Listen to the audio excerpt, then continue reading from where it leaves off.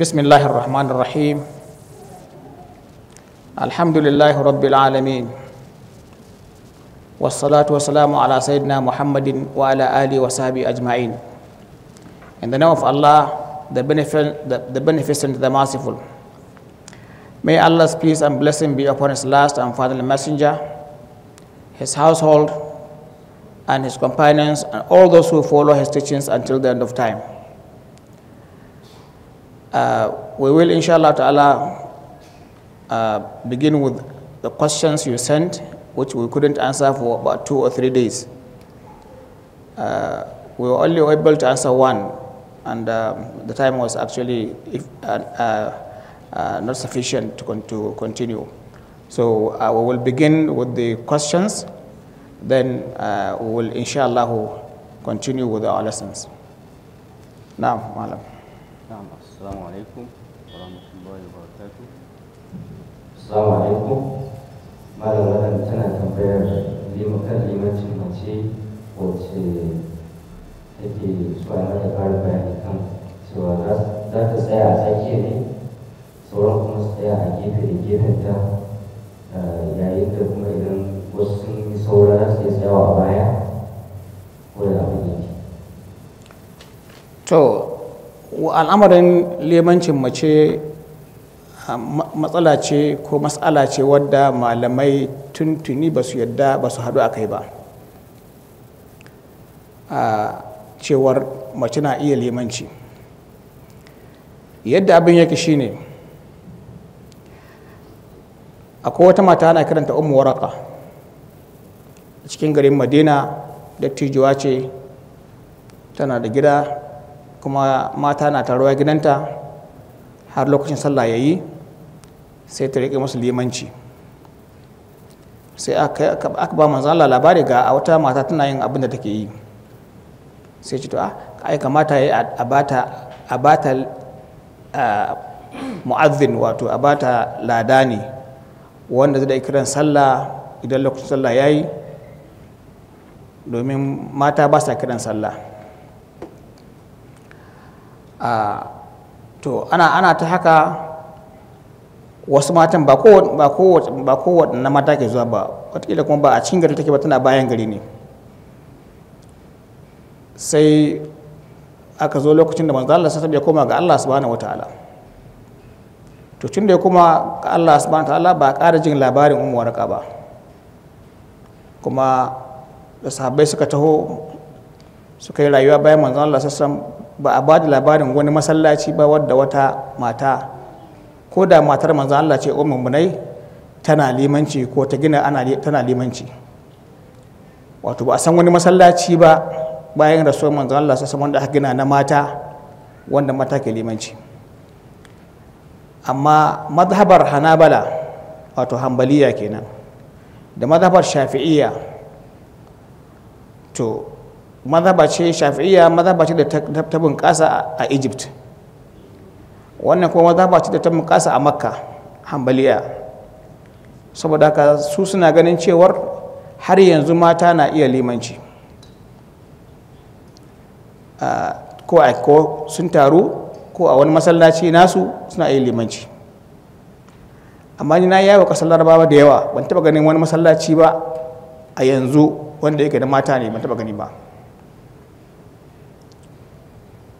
in banda wanda aka samu shekarun da suka wuce yan kaɗan a America na Amina Wadud, inda ta gina masallacin Juma'a kuma ta yi limanci, kuma a masallacin akwai maza da mata. Aka yi ta surutu a duniyan nan, ta ce a kar wanda ya ce ba daidai ba ne, ku kuɗin nan kuka ce daidai ne saboda da wannan hadisin Ummu Waraka. To amma Malikiya su ba maganar cewa mace ta limanci. Asali abinda ake son mace ta yi shine ta sallah a cikin ɗakinta, ba ɗakinta ba ma a ƙuryar ɗakinta. Yin haka da lafazin manzon Allah sallallahu alaihi wasallam ya fi sallah a masallacin manzon Allah yana da rai. Domin akwai mata da ta zo ta ce, ya Rasulullahi, ina son rika yin sallah a bayan ka har in mutu, ba na so in yi fashin kowace sallah. Ya ce to zauna inda yake, a kira min dan uwanta ai gara dan wanta ce to je ka gidanta a cikin ƙuryar ɗakinta ka samu mata wani wuri wanda yake za a samu natsuwa, nan ne masallacinta, ta yi sallah a wannan masallacin ya fi ta sallah a bayana. sau da aka maganar cewar mace ta zo masallaci ma sai idan ba a tsoron fitina, kuma fitinan nan tana aukuwa tun kafin Aisha war manzon Allah a auren mummunai radiyallahu anha da ta tafi Madina, ta tafi Makka aikin haji ko umra sai ta samu matan sahabbai da matan abin nan tabi'un a cikin haramin Makka. Ta ce haka kuke fitowa harami? Wallahi da manzon Allah ya rayu ya gan ku haka zai hana ku zuwa masallaci har baran abada. To idan a wancan lokacin da burbudin rayuwar manzon Allah sallallahu alaihi wasallam a lokacin nan kuma da karsashi na musulunci da tabbata akan a tafarkin manzon Allah sallallahu alaihi wasallam haka ya faru, me kuke tsammanin yake faruwa ko zai iya faruwa a wannan zamanin? Don haka a malikiya ba maganar mace ta limanci, amma su waɗannan malamai da suka ce mace na iya limanci suka ce macen za ta yi tsakiyar mata 'yan uwanta, kuma idan su kaɗai ne kawai to za ta yi karatu jin waɗannan matan 'yan uwanta. Wannan shine abin da suka faɗa, amma na gaya muku na ce muku har yanzu ni ban ji labarin wani masallacin mata ba, kuma ban taɓa gani ba duk inda na je a ƙasar musulmi ban gani ba. Saboda haka abin da yake mafi tabbata shine abin da manzon Allah sallallahu alaihi wasallam ya rasu ya bar mutane akai, sahabbai suka rasu suka bar mutane akai, tabi'un suka rasu suka bar mutane akai, shine abin da ya fi tabbata fiye da labarin da zai zo daga wani gari wajen Madina. Tsawon rayuwar a Imam Malik bai ga inda ake mata ke da masallaci ba a cikin Madina, kuma tsarin shine ko dokar ita ce duk abin da ya faru a zamanin manzon Allah sallallahu alaihi wasallam amma sahabbai ba su ci gaba da yin shi ba, to yana nan a hadisin shi ba sunna bane. Sunna ita ce abinda manzo Allah ya yi da kansa ko ya faɗa da kanshi ko aka faɗa a gabansa bai ce a'a ba, ko aka yi a gabansa bai hana ba, ko ya ji labari abin ya faru bai hana ba. To sannan sahabbai suka ci gaba da aikatawa, suka gadar wa tabi'un su gadar wa tabi'un har zuwa wani lokacin. Wannan shi ita ake ce sunna. Ba duk abin da yake cikin hadisi bane sunna, akwai abin da yake cikin hadisi amma ba a aiki da shi, kamar yadda akwai abin da yake cikin Qur'ani ba a aiki da shi. Akwai ayoyi a Qur'ani wanda aka ce su mansukh, an ba a aiki da su, ana kiran su abrogated, wato an saukar da waɗansu mamadinsu. To a hadisi ma akwai abrogated, waɗanda ainihin an saukar da wani hukuncin wato saɓaninsu, suna da yawa irinsu a cikin addinin musulunci. To amma muna wani zamani ne wanda duk kowa ɗauki littafi ko Bukhari ko Muslim ko Sunan ya karanta sai ce ga a musulunci nan, saɓanin abin da aka bar mana gado na addinin musulunci tun daga zamanin manzo Allah sallallahu alaihi wasallam har zuwa zamanin mutanen alkhairi, wato ƙoronai ko kuma generation guda uku: first generation, second generation and third generation, wato sahabbai da tabi'un da tabi'in. Wannan su ne manzo Allah ce fiyayyun wato abin nan al'umma a cikin tarihin musulunci. Saboda haka ni ina ba ku shawara, kowace mace ta yi sallah a ɗakinta ya fi lada da ta je masallaci. Amma in za ta masallaci kuma in ba fitina to mijin ba zai hana ta ba, amma inda fitina kuma miji ya ce mata ba za ki ba, to ya fi alkhairi ta yi sallah a cikin gidanta, ya fi alkhairi kuma ya fi lada.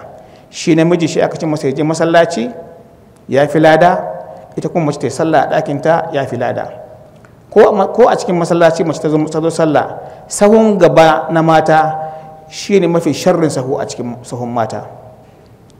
Sahun baya na mata shine mafi soyayya ga Allah, saboda mene ba a son wato kusantar maza a cikin masallaci ko kuma kusantar mata a cikin masallaci. Saboda haka mafi alkhairin sahu na maza na gaba na farko wanda yake nesa da mata, mafi sharrin sahu na maza na ƙarshe wanda yake kusa da mata.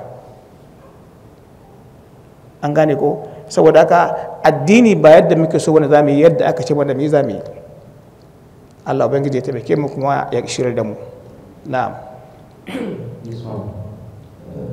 Assalamu alaikum. What the ruling on shaving pubic hair and body hair for men and women? What the what? Ruling on shaving pubic hair and body hair for men and women. It is allowed. The question is, what is the ruling of shaving pubic hair? Pubic hair means the hair in your front. What is the ruling? It is allowed, and not only allowed but recommended. Not only recommended but a sunnah that Muslims should clean themselves at least once in every 40 days. If you have hair in your armpit, you clean it. If you have hair in your front, your private part, you also clean it. It is more,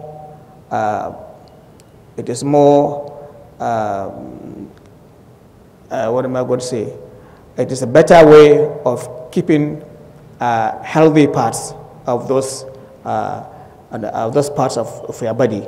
It is also, it helps to clean the place and not to allow bacteria and other things to actually to invade the place and begin to breed on your body without you knowing. So it is allowed to do that, and to also clip your nails. This one maybe every week or every two weeks, because it all depends on how fast they grow on your hands. So it's allowed to remove or shave the pubic hairs of a Muslim woman and a Muslim man. Now, the second question said, the ruling on women appearing on videos even when properly dressed or voice recordings being made public via social media. Are you hearing what he's saying? I think can I Okay, she's asking on the ruling on women appearing on videos even when properly dressed or voice recordings being made public via social medias. So the voice of a Muslim woman is sacred. Is sacred. It is only for her husband, her parents, and of course her siblings. It is not for public hearing. A woman is allowed to talk to the unknown, but in a manner different from the way she talks to her husband or her siblings, brothers and nephews, and also her Muslim sisters. It's different. So if a Muslim woman talks in a manner that will seduce or create fitan, seduction in man's psyche, such voice is haram.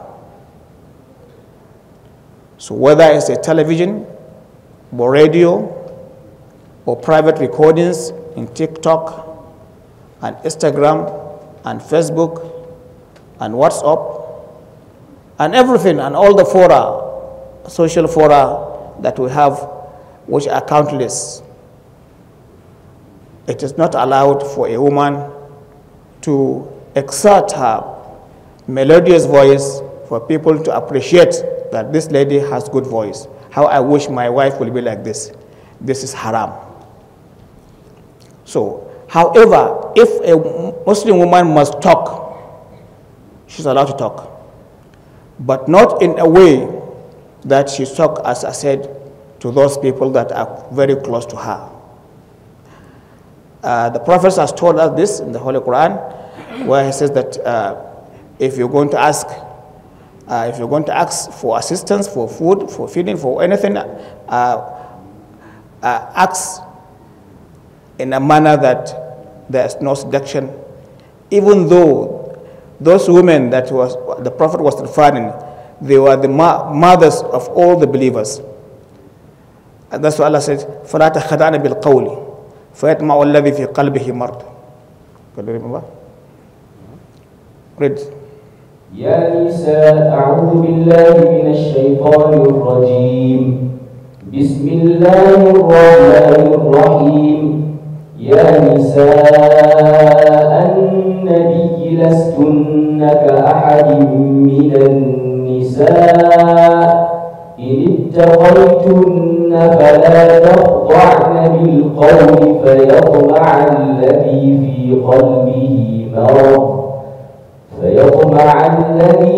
قلبه مرض وقلن قولا معروفا.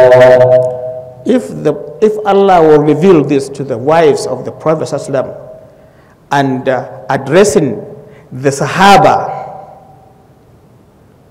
who else is more pious? Who else is more close to Allah and the Prophet ﷺ? Who else is more obedient, more inclined to obeying the laws and rules of Allah than these people? They are the best set of people, the most pious of them, than any other generation that will come after them. And Allah will reveal this to them. Ya nisa al-mu'minin, Ya nisa al-nabi, O you, the wives of the Prophet ﷺ, lastunna ka'ahadin min nisa. You are not like other women, not like my mother, not like my wife, not like my sister, my female siblings, not like any other woman in this or after that generation. So if you fear Allah, if you fear Allah, do not talk to any of them in the manner you talk to your husband Muhammad sallallahu alaihi wasallam. Never talk to him. Tell me again, I say I cannot. Don't talk to anybody like this. Talk to them as, yes, what do you want? Yes, Abu Hurairah, what do you want? Yes, Ibn Abbas, what do you want? Yes, Abdullahi Ibn Umar, what do you want? Like this. Don't talk to them in the manner you respond to your husband, with the melodious voice, cool tone, beautiful intonations, and so that can create, Allah says, فَيَخْدَعَ الَّذِي فِي قَلْبِهِ مَرْضٌ, such that somebody who has disease in him will actually be ignited, that disease will be ignited to think otherwise towards you. This was the Prophet, this was Allah's Quranic verse. It's not hadith. I have a wife who was a radio staff. When I married her, I told her no more work. And the parents and her brothers and sisters and even herself agreed. And she stopped working. She's not working now. She's a full wife. So anything that will endanger both sexes is not encouraged in Islam. So I want to suggest that when you must talk, talking about issues on women, then talk straight away. No lowering of the voice, no seduction in your tones. Only such is allowed. That's why in our lesson of today, how women are supposed to be saying their prayers. How do you say, what's the difference between the salat of men and that of women in Islam? Some ulama who have not done enough work to ascertain what they are saying whatever man can do or is asked to do, women are also asked to do the same. This is wrong. It's wrong. So I want to advise to be careful on how we speak in the public. Now the last question is asking on the ruling on music in Islam. Music, everybody knows that music is a waste of time. There's nothing to benefit in music. Rather, there are things that when you hear them, they also make you crazy. They make you think wildly. They make you forget to do certain aspects that will enhance your iman and your spirituality. So, if the music, there is no abuse, no vulgar language, and nothing contravenes Islam, maybe you're allowed to listen to it for 1 minute in a day. Just 1 minute. But preferably, do not listen to music, and it is a waste of time. There is no recommendation from Islam that you listen to music. Even that 1 minute, you can actually supplicate to Allah and you are rewarded. But listening to music, you are actually wasting your time and accruing sins. So why don't you do something more productive, more rewarding, something that will recharge your iman? Why don't you do that? It's better. But we have our weaknesses. So those who also listen to music should reduce to the minimum level, please. Especially in this month of Ramadan, stop listening to any music. There is no Islamic music, no Islamic song. Islam has no music, has no song. This is the ruling. Now, poems, it's not music. Poems are or wisdom in the arrangement of the words, as well as the communications, the imputation which you understand from a poem increases your vocabulary. There's education there. There's things to ponder and think about and reflect about and contemplate about. So if the music is, if the poem is not also vulgar poems, describing a woman or any activities or anything about women or liquor, or somebody is being praised because he was brave in kidnapping, and like Turiji should not actually, nobody should create or compose a poem for him. All these kind of poems that are baseless should also be avoided. Now. Assalamu alaikum. Does the normal discharge from the female body without stimulation requires new ablution or ritual breath when noticed?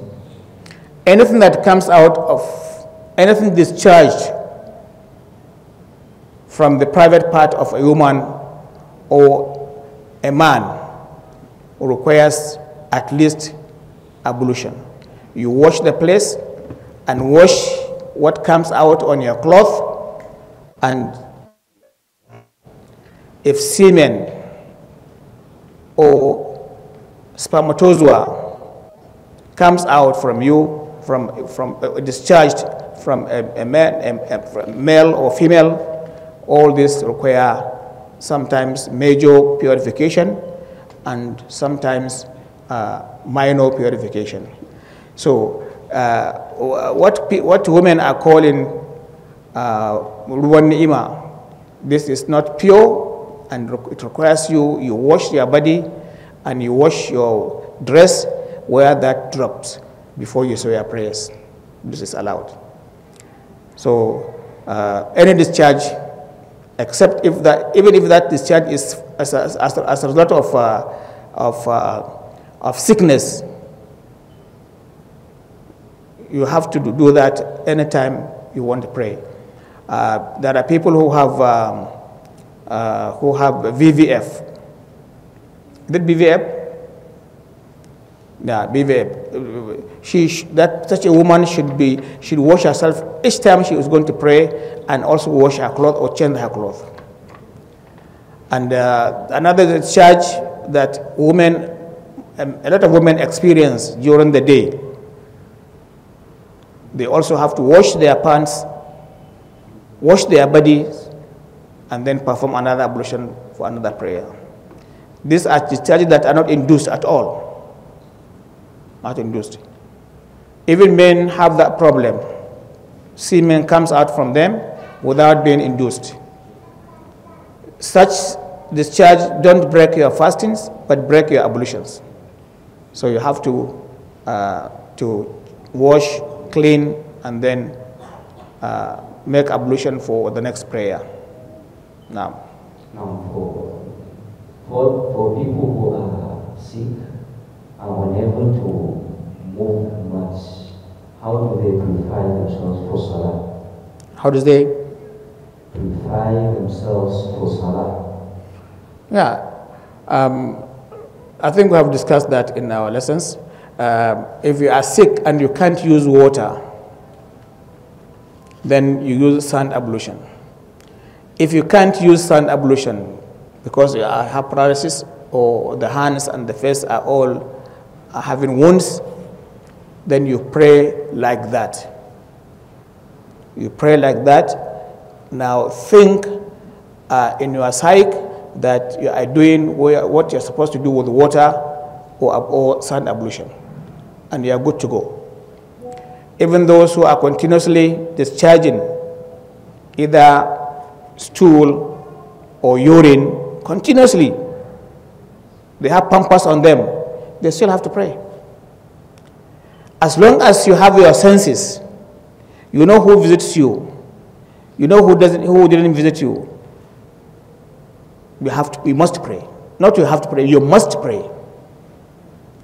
And that's why we have nurses. We should have nurses who are Islam minded, who will help the Muslim sick woman or sick man, as in the case of male nurses, to help them perform their prayers. And if you cannot face the Qibla, face anywhere. You can face the sky if you are sleeping, if you are lying down on your back. No problem. If you are lying down on your stomach, the same thing. Pray. Like in any condition you are, prayer is not lifted upon you. We must pray. We must say our 5 daily prayers until we die, or we actually run into coma. If actually we are in a comatose circumstances, then there's no prayer until we recover. When we recover, after 7 days, we pay back. We recover after 3 days, we pay the backlog. That's how it is. So we have promised to be Allah's servants under any circumstances. May Allah give us good health and forgives our weaknesses and forgive our sins. Yes. So now, Sorano.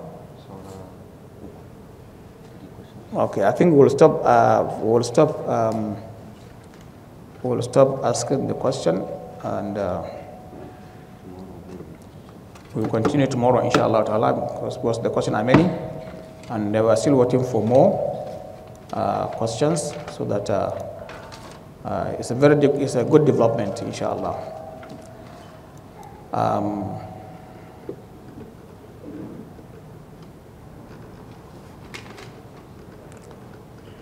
Fine. We are going to start the tafsir, inshallah. We are going to refer our tafsir to chapter 2, verse 3. Bismillah. أعوذ بالله من الشيطان الرجيم. بسم الله الرحمن الرحيم. ألف لام ميم. ذلك الكتاب لا ريب فيه هدى للمتقين الذين يؤمنون بالغيب ويقيمون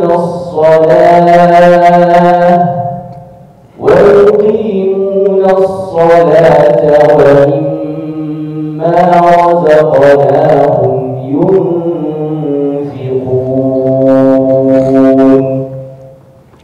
Now, we are in the last the last verse he recited now, verse number 3.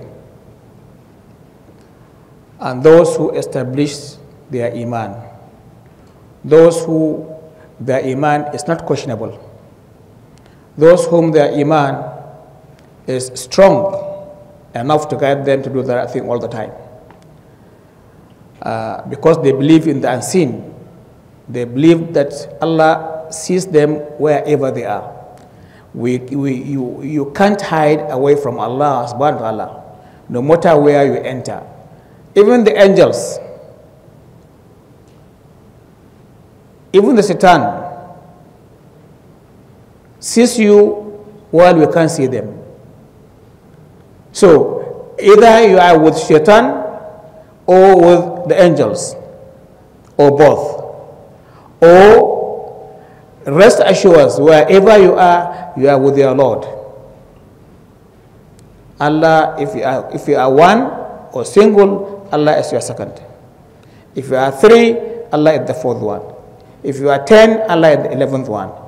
And there's nothing that will happen between one person and the entire world population, 7 billion men and women, which Allah is not a perfect witness to all our utterances and all our actions, wherever we are, and whatever we say or whatever we do. Not only that, whatever is in our minds,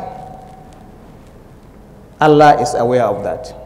ألم تر أن الله يعلم ما في السماوات والأرض ما يكون من نجوى ثلاثة إلا هو رابعهم ولا 5 إلا هو سادسهم ولا أدنى من ذلك ولا أكثر إلا هو معهم أينما كانوا ثم ينبئهم بما عملوا يوم القيامة إن الله بكل شيء عليم.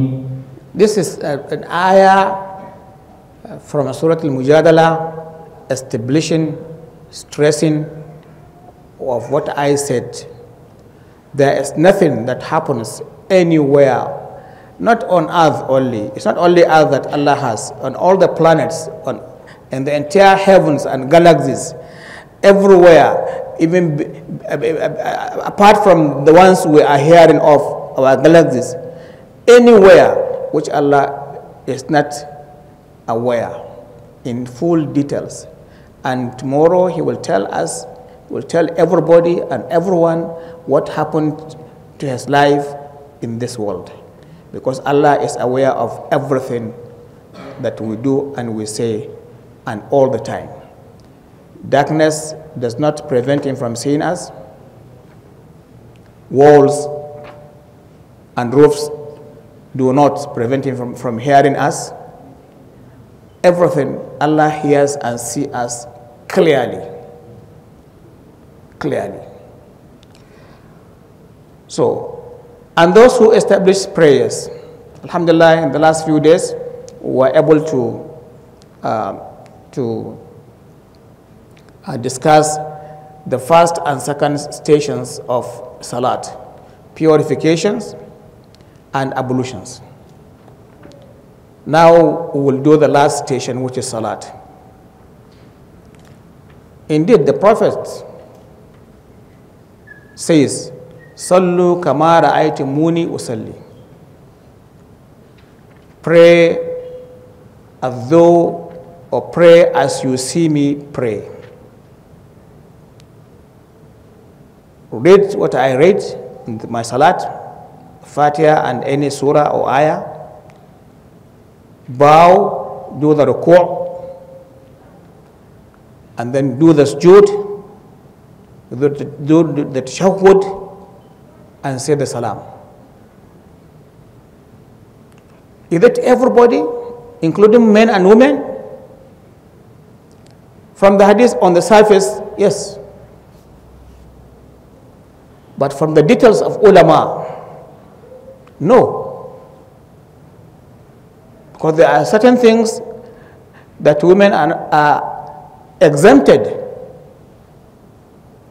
or their methods is different from that of those of men. This is what I want to discuss with you, inshallah, in this our lessons. So listen carefully. If you have any question, please don't hesitate to write to us or to ask.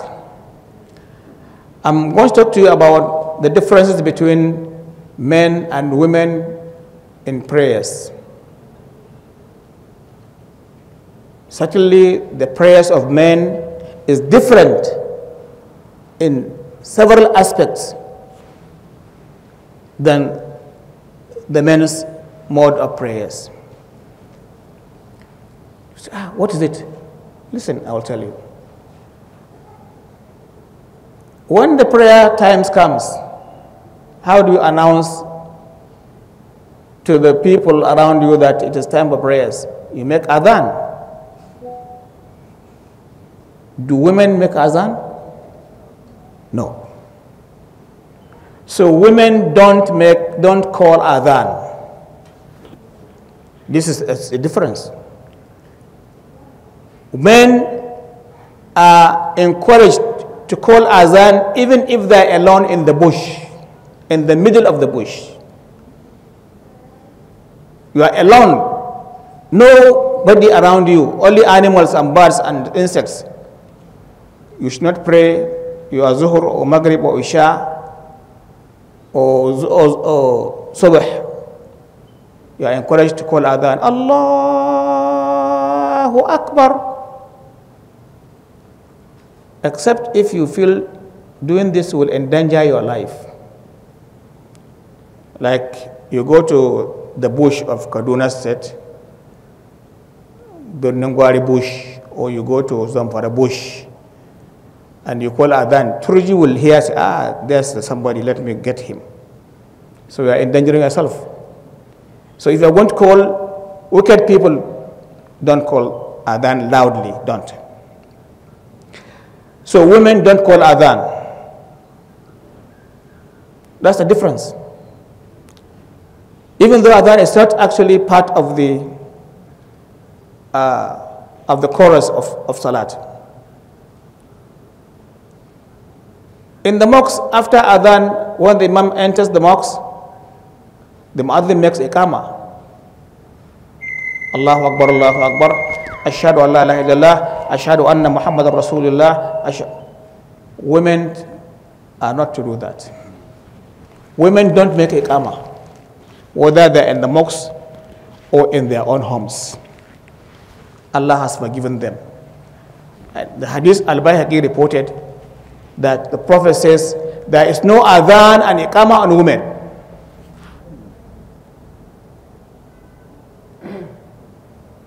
No adhan and iqama on women. This is another difference. Men should call adhan and do the iqama. Man is allowed to pray and his prayer is accepted fully, provided he covers from his umbilical cord to his knees.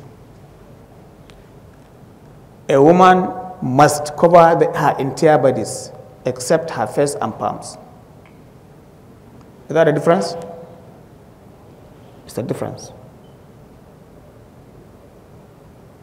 Even if she is in her room alone, she should cover her body entirely. That's why it's makruh to wear socks on your hands or to wear niqab on your face because you want to say your prayers. No niqab and no socks on your palms, on your hands.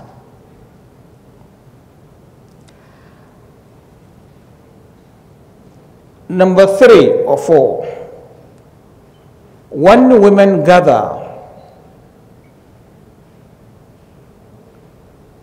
in a room or a house or a bowl, there's difference between the way they bow and the way they prostrate.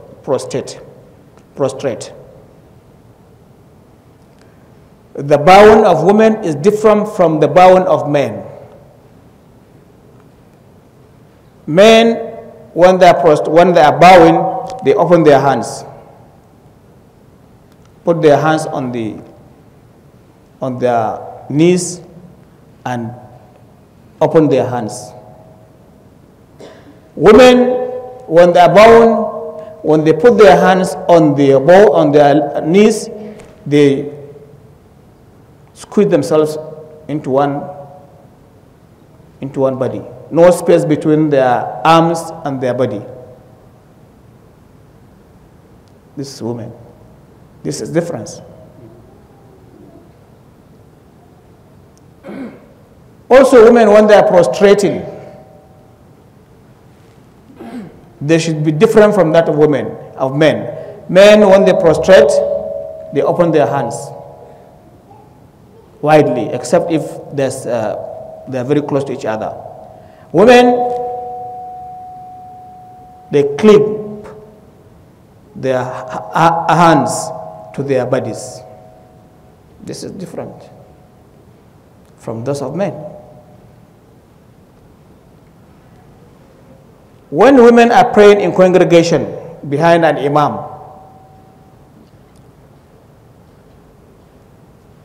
and they should recite loud enough for nearby non-muhrim men to hear them if there are no barriers. It is recommended, Sheikh, when you are also praying behind an imam and the imam is reciting silently, also for you to recite silently. When he recites openly, don't recite nothing, just listen to him. However, when you are reciting the Fatiha or the Surah, you should not recite aloud for the people around you to hear what you are reciting. In case you are going to complete your prayers for the rak'ahs you have missed, you don't recite aloud to the hearings of your neighbor. The highest level of women to recite aloud is for her to hear her voice. This is the highest. And the lowest is for her to move her lips.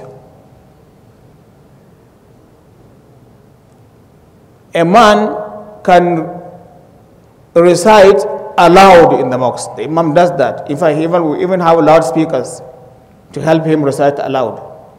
Women are not allowed to do that, even where they have their own mosques.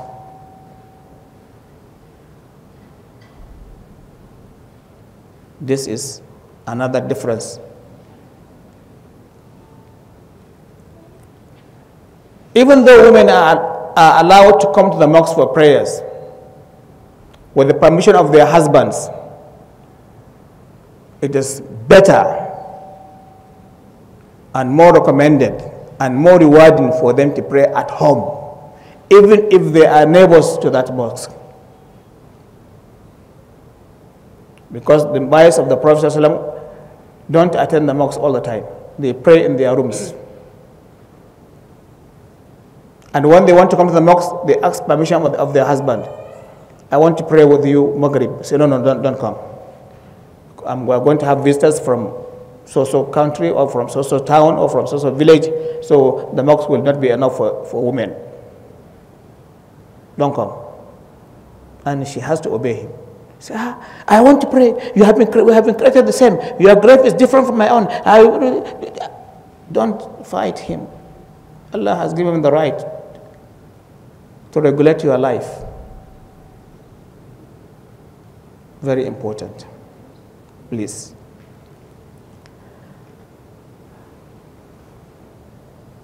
In congregation, like now our women come to Taraweeh. They come en mass during the Ramadan.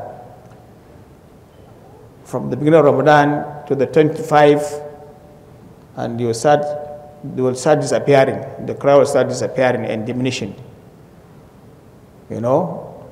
So when they come and they're in congregation, the arrangement differs from that. The arrangements of saf, of rows, differ from those of men.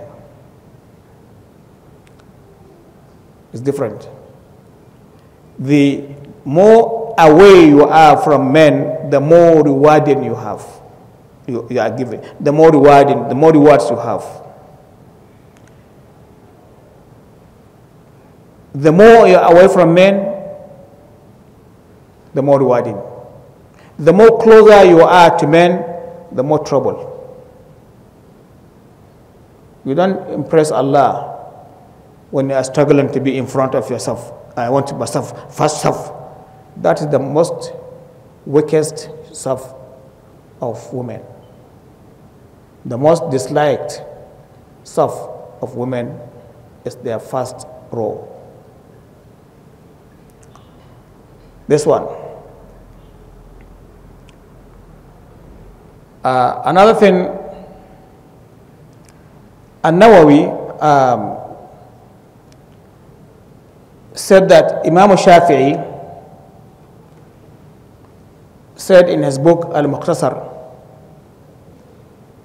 that there's no difference between men and women in action of prayers, except that it is preferable for women to bring parts of her body closer together. See?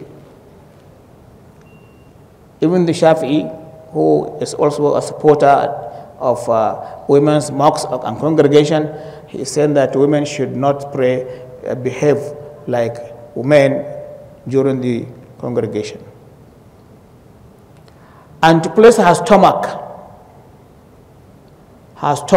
in the position of what? The position of sujood. She should squeeze herself such that her legs, her thigh, are touching her stomach. She should not extend like the men do. This is very important. So he said that except that it is preferable for a woman to bring parts of her body closer together and to place her stomach against her thighs during prostrations for increased modesty.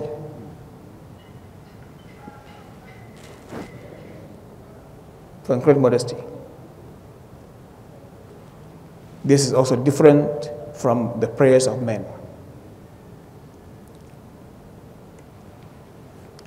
I have spoken with this one.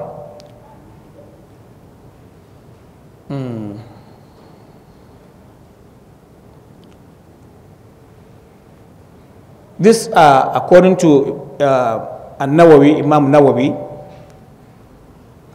is a very important and an icon of the Mazhab al-Shafi'iyah. It said in his own book, Al-Majmu', that women differ from men in congregational prayers in the following ways. One, their rights are not ascertained as precisely as men's.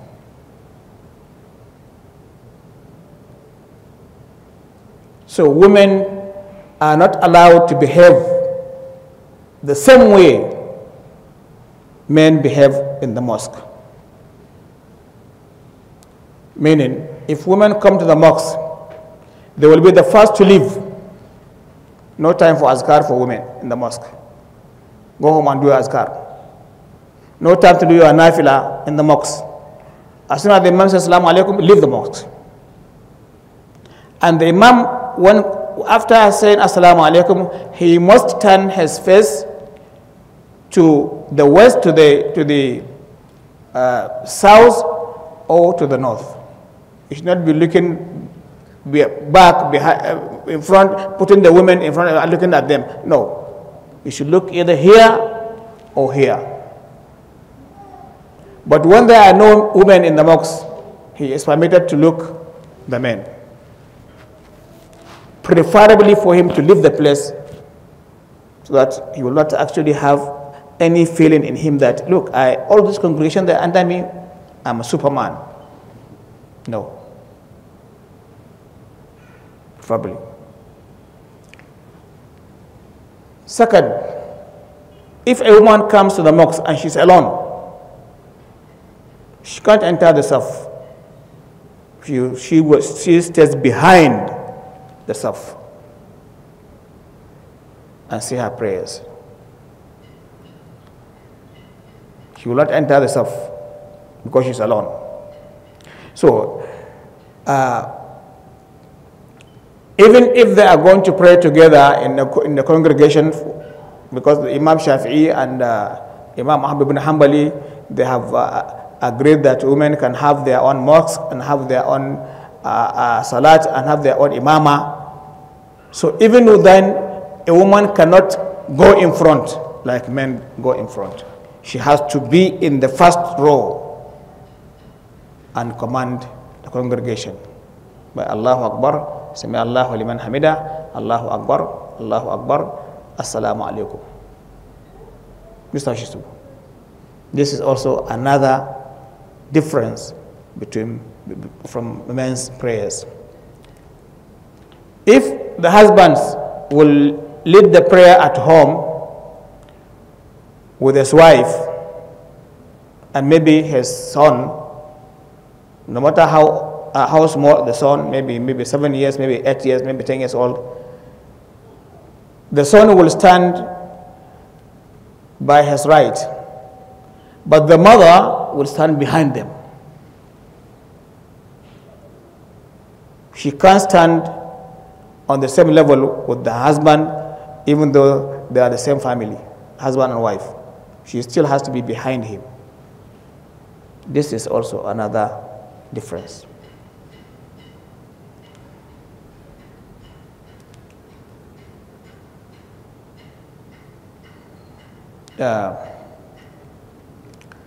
I think these are the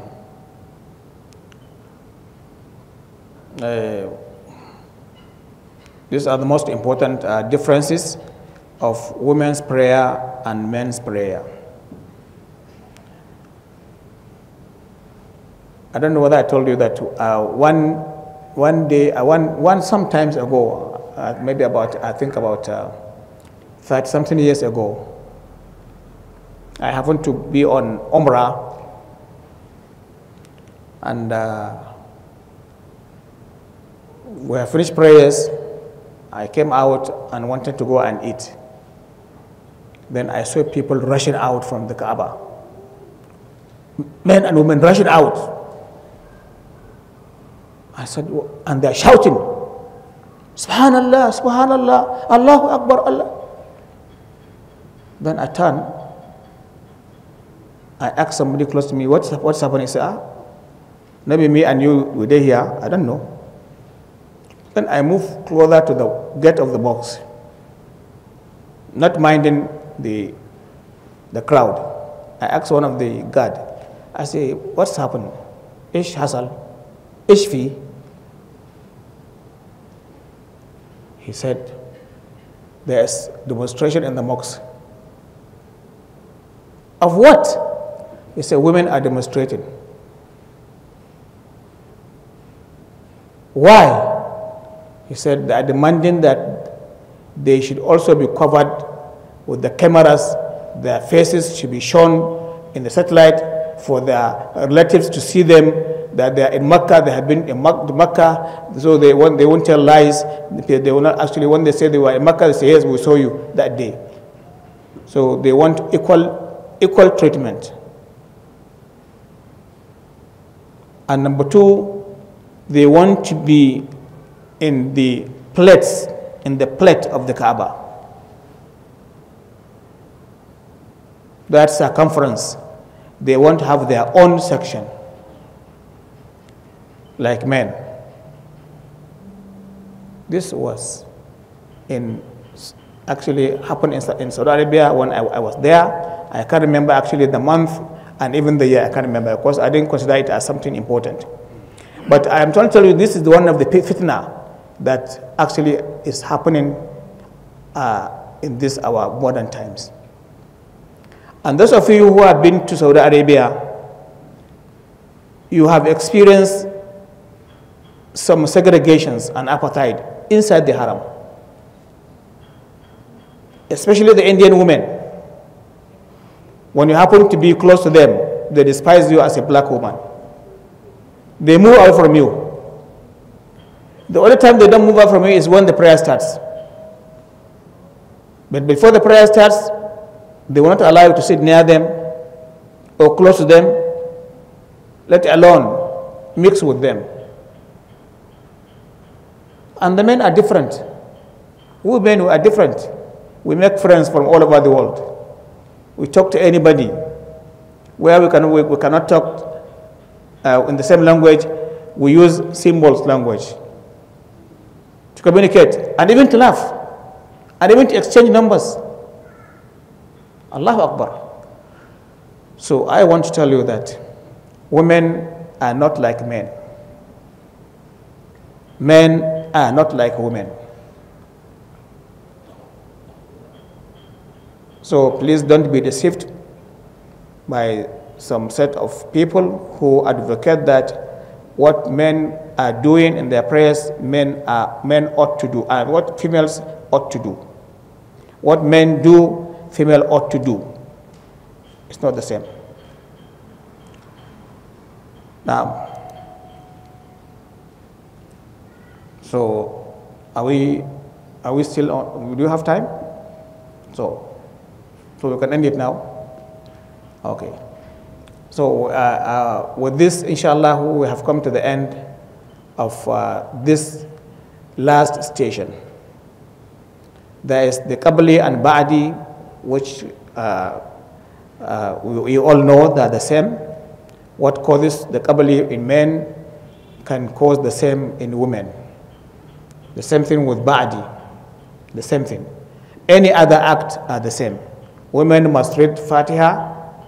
They also should read surah or one ayah after Fatiha, and they should pray standing if they can. Any woman, anybody who can pray standing but prefers to sit down his prayer is invalid. If you can stand, stand. If you can't stand until you lean on the wall or on anything, lean. Don't sit down. But if you can't stand and you can't lean because of your sickness, sit down. And when you sit down on the chair, don't recline. Don't, like this. Don't recline. Sit straight. Sit straight. This is how to do it. And there are two types of sittings in Salat, according to Sunnah. There's what's called at-tawarruk and al-iftirash. Women preferably are required to do us accept our prayers. Book us among those whom He will have mercy upon them this month and forever. Those whom He is going to forgive this month and forever. And those whom He will offer to them salvation from hellfire in this month and forever. And pray for us.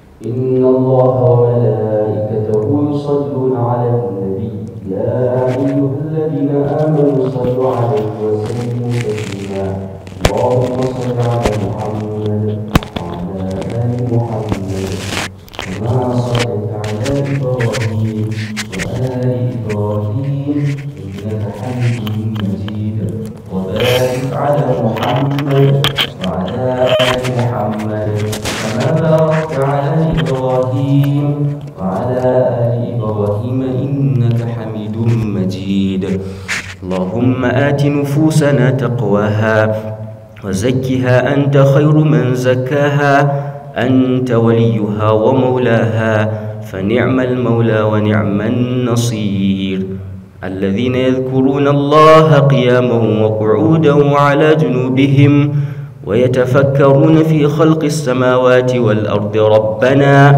ربنا ما خلقت هذا باطلا سبحانك فقنا عذاب النار ربنا إنك من تدخل النار فقد أخزيته وما للظالمين من أنصار ربنا إننا سمعنا مناديا ينادي للإيمان أن آمنوا بربكم فآمنا ربنا فاغفر لنا ذنوبنا وكفر عنا سيئاتنا وتوفنا مع الأبرار ربنا وآتنا ما وعدتنا على رسلك ولا تخزنا يوم القيامة إنك لا تخلف الميعاد سبحان ربك رب العزة عما يصفون وسلام على المرسلين والحمد لله رب العالمين.